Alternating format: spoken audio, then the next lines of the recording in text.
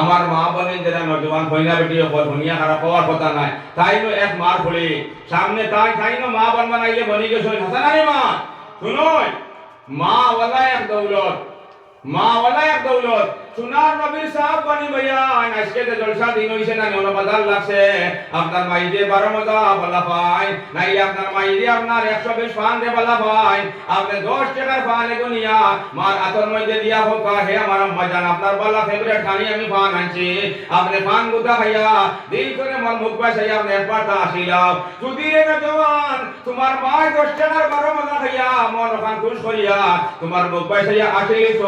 লগে লগে তোমার নামে আল্লাহ এক মকবুল হজর সওয়াব দি মালামাল করিয়া দিলাইবা সুবহানাল্লাহ কান্দা মুখে দিবারন না জানানি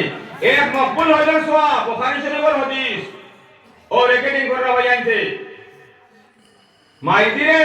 5 টাকা সকলে লেগে দিয়া তিনাই বাজারও গেছো মাইদি রসমালাই বালা পাই 20 টাকা রসমালাই আপনি আনছই আনিয়ে মাইদির আতর মধ্যে দিছই নানি ও মায় খাইয়া খালি আপনার মুখ বাছাইয়া দিল কোনে খুশি দেখ নিয়া ফলাইছই নাইলে আসিছই লগে লগে রব্বুল আলামিনে আপনারে ওলা মায়া করবা আপনার নামায় আমল এক মকবুল হজর সওয়াব দিলাইবা আর কিটা লাগে রে ভাই দুনিয়ার জমিনো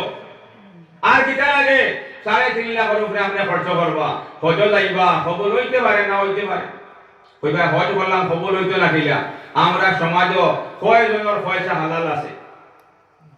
কয়জনের পয়সা হালাল হালাকে সোনার নবীর সাহেব বানি বয়ান যে আল্লাহর বান্দা হারামর এক লুকমা খাইছে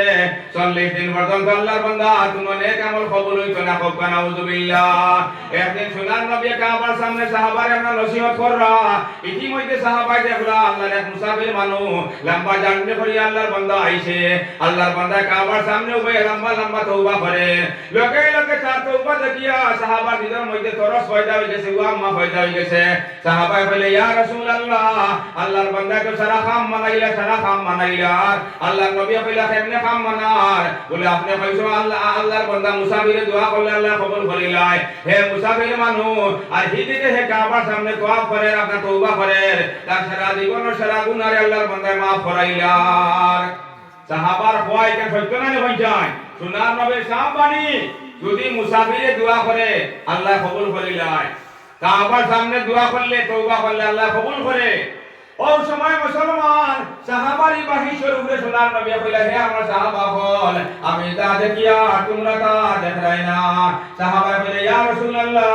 আপনি কি তা দেখতে ভাইরাই বলে হে আমার সাহাবা বল আল্লাহর বান্দা বললে আমি দেখতে পাবে আল্লাহর বান্দার না কোন আমল দিয়ে মাথার উপরে উঠে না কোন দোয়া দিয়ে মাথার উপরে উঠে না বকরা আউযুবিল্লাহ সাহাবা বলে ইয়া রাসূলুল্লাহ তা হারাম কিতা